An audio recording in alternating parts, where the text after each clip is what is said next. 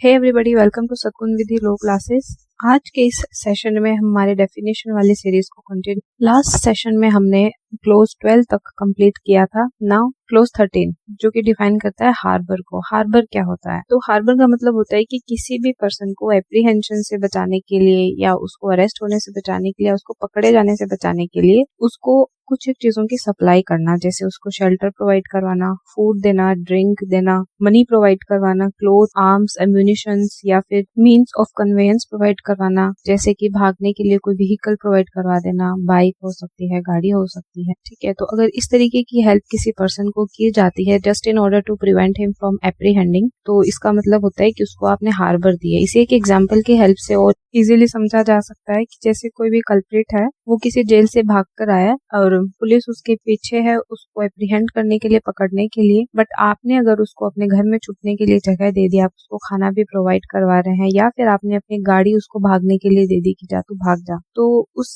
Sense में बोला जाएगा कि आपने उस पर्सन को हार्बर प्रोवाइड की है, शरण दी है। Next close 14 defines injury. तो इंजरी का मतलब होता है कि किसी भी पर्सन की बॉडी को, माइंड को, रेपुटेशन को या प्रॉपर्टी को इलीगली कोई हार्म कोज करना, उसे कहते हैं इंजरी। नेक्स्ट क्लॉज 15 ये दो डेफिनेशंस को डिफाइन करता है। First is illegal and the second one is legally bound to do. Illegal का मतलब क्या होता है कि इसमें तीन बातें बताई गई है कि अगर तीनों में से कोई भी एक कंप्लीट हो रही है तो उसका मतलब है कि वो काम इलीगल है। फर्स्ट है कोई ऑफेंस है, हर ऑफेंस इलीगल ही होता है। सेकंड ये बताता है कि प्रोहिबिटेड बाय लॉ कोई काम है और फिर भी अगर उसको कमिट किया जाता है तो वो इलीगल होगा। थर्ड ये बताता है कि कोई भी ऐसा काम किया जा रहा है जिसके लिए सिविल एक्शन आपके ऊपर लिया जा सकता है, ठीक है, तो वो भी इलीगल की कैटेगरी में आएगा। सेकंड डेफिनेशन इसी के अंदर है कि लीगली बाउंड टू डू का मतलब क्या होता है। एक बहुत ही सिंपल टर्म में अगर इसको समझा जाए तो लीगली बाउंड टू डू का मतलब होता है कोई काम को करने के लिए आप लीगली बाउंड हो, फिर भी अगर आप वो काम नहीं करते हो तो वो चीज इलीगल हो जाएगी। जैसे कोई जेलर है, वो लीगली बाउंड है फूड प्रोवाइड करने के लिए टू द कल्प्रिट्स, बट अगर वो ओमिट करता है अपनी ड्यूटी से, वो काम नहीं करता है, तो फिर वो चीज उसके लिए इलीगल हो जाएगी। नेक्स्ट क्लोज 16 ये डिफाइन करता है जज को। जज क्या होता है? A person who is officially designated as a जज, वो जज होता है।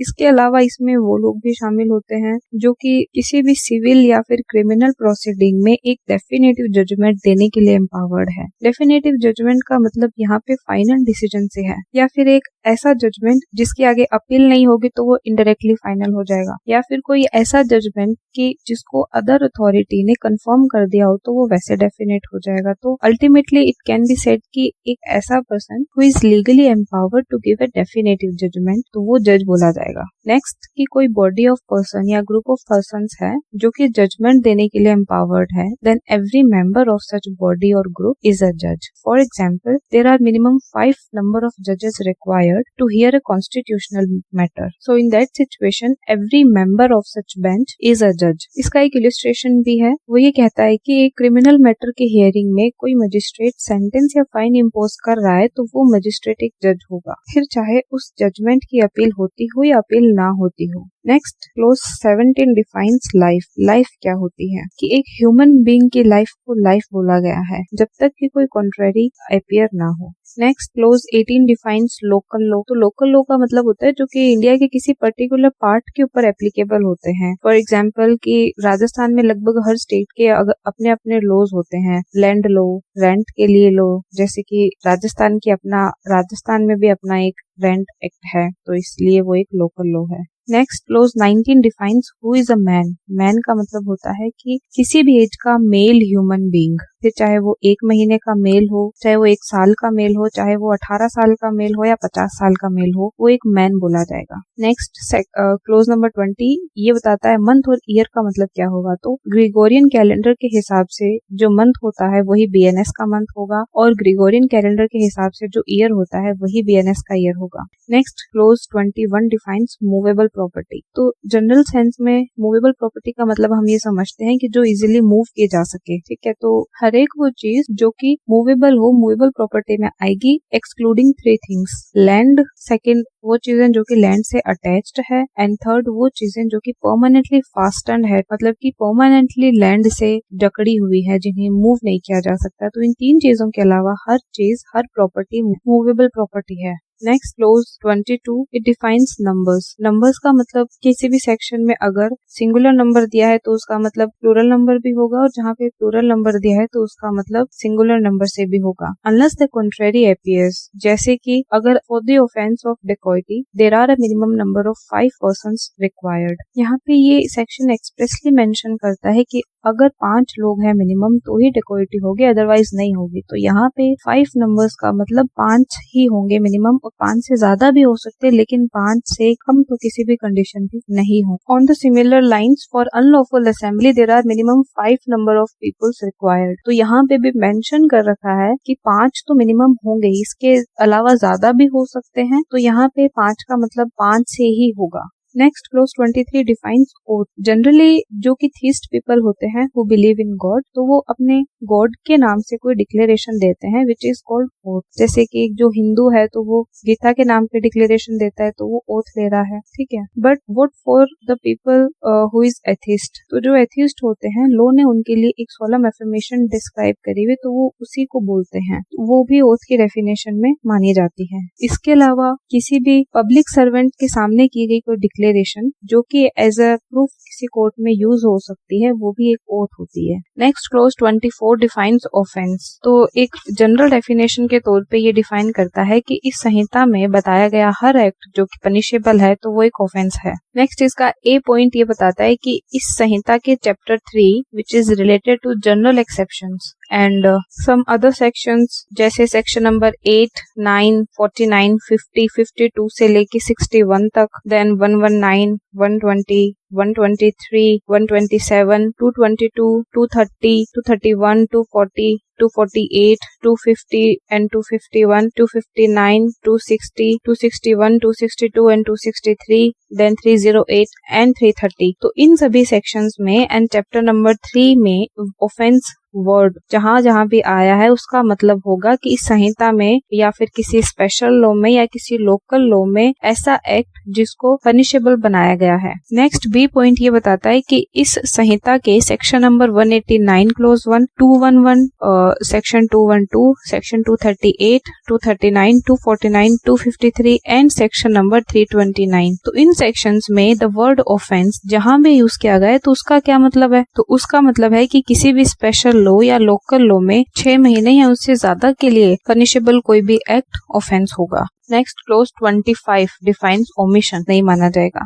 नेक्स्ट 25 बताता है ओमिशन। ओमिशन का मतलब जनरल सेंस में होता है किसी काम को ना करना, करने से लोप कर लेना। किसी काम को किया जाना तो एक्ट हो जाता है, ना किया जाना वो ओमिशन हो जाता है। तो ओमिशन का मतलब होता है या तो एक बार ओमिशन हो या फिर सीरीज ऑफ ओमिशन हो, तो वो भी ओमिशन में आएगी। देन क्लोज 26 डिफाइन पर्सन क्या होता है। तो एक पर्सन की डेफिनेशन में 3 चीजें इंक्लूसिव है, तो ये एक इंक्लूसिव डेफिनेशन है। इसमें 3 चीजें बता रखी है, या तो कंपनी होगी वो भी पर्सन है, या फिर कोई एसोसिएशन है वो भी एक पर्सन की डेफिनेशन में है, या फिर बॉडी ऑफ इंडिविजुअल्स है तो वो भी पर्सन की डेफिनेशन में आएगा, चाहे वो इनकॉर्पोरेटेड हो या ना हो। नेक्स्ट 27 क्लोज ये बताता है व्हाट इज पब्लिक। तो पब्लिक की डेफिनेशन भी इंक्लूसिव डेफिनेशन है। It includes 2 things, any class of the public और any community. Next section next 29 बताता है रीजन टू बिलीव की definition. Reason to believe simple सा है कि अगर किसी बात पे बिलीव करने का आपके पास में सफिशिएंट कोज है तो वो रीजन टू बिलीव बोला जाएगा,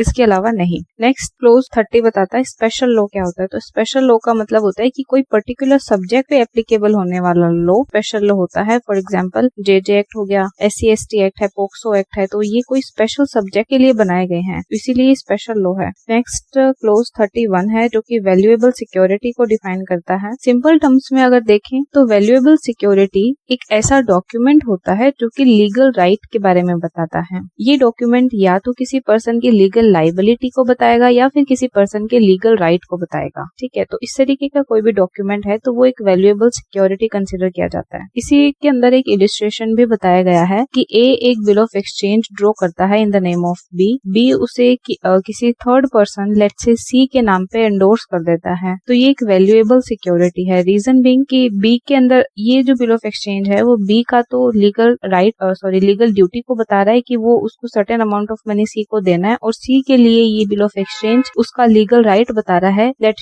ही is entitled to take certain amount of money from B. तो इसलिए ये बिल ऑफ एक्सचेंज एक वैल्यूएबल सिक्योरिटी कंसिडर किया जाता है। इसके अलावा भी बहुत सारी चीजें, बहुत सारे डॉक्यूमेंट वैल्यूएबल सिक्योरिटी हो सकते हैं। फॉर एग्जाम्पल, आपके एग्जाम का एडमिट कार्ड है, वो आपको एक लीगली राइट एंटाइटल करता है कि आप एग्जामिनेशन हॉल में एंटर कर सकते हैं। You are also entitled to write that particular exam. ठीक है। इसके अलावा आपका ड्राइविंग लाइसेंस भी आपको एक लीगल राइट प्रोवाइड करता है, तो वो भी एक वैल्यूएबल सिक्योरिटी है। आपका जो पासपोर्ट है वो आपको लीगल राइट प्रोवाइड करता है, इसलिए वो भी एक वैल्यूएबल सिक्योरिटी है। नेक्स्ट 32 डिफाइन करता है वेसल को। वेसल क्या होता है? तो ह्यूमन बीइंग को या फिर किसी प्रॉपर्टी को बाय वे ऑफ वाटर एक जगह से दूसरी जगह पे लेके जाने वाला कोई भी साधन या वाहन जो है वो वेसल होता है। नेक्स्ट 33 बताता है, इसका मतलब है कि ये कब बोला जाएगा कि कोई काम आपने वॉलंटरीली या जानबूझकर किया है या नहीं किया है। तो इसके लिए 3 चीजें हैं कि कोई काम करते टाइम पे आपने किसी सर्टेन इफेक्ट को लाने के लिए वो काम किया, मतलब इंटेंशनली वो काम किया है। सेकेंड चीज है कि आपने सर्टेन इफेक्ट लाने के लिए वो काम किया ये जानते हुए कि उस काम की वजह से सर्टेन इफेक्ट आ जाएगा। थर्डली कि आपके पास में काम करते टाइम पे ये रीजन टू बिलीव था, ये बिलीव करने का कारण था कि मेरे इस काम से वो सर्टेन इफेक्ट आ सकता है। तो इन तीनों में से अगर कोई भी चीज है तो ये बोला जाएगा कि आपका काम स्वेच्छा था या वॉलंटरीली था। ठीक है। तो अगर समरीली इसको देखें तो अगर किसी काम को करते टाइम पे आपका ये इंटेंशन था सर्टेन इफेक्ट को लाने का, या फिर आप ये जानते थे कि सर्टेन इफेक्ट आ जाएगा, या फिर आपके पास में रीजन टू बिलीव था कि सर्टेन इफेक्ट आ सकता है,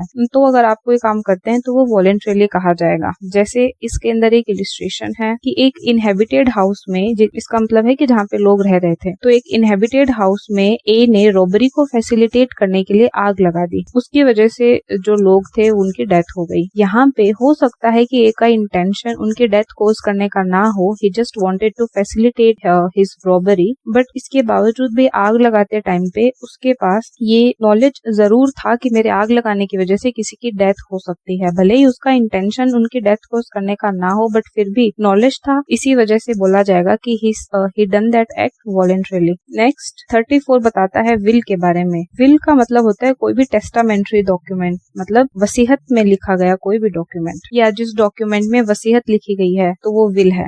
next 35 says who is a women. Women का मतलब होता है किसी भी एज की फीमेल, चाहे वो 1 महीने की बच्ची हो, चाहे वो 18 साल की एक लड़की हो, या फिर एक 50 साल की फीमेल हो, तो वो वुमेन होगी।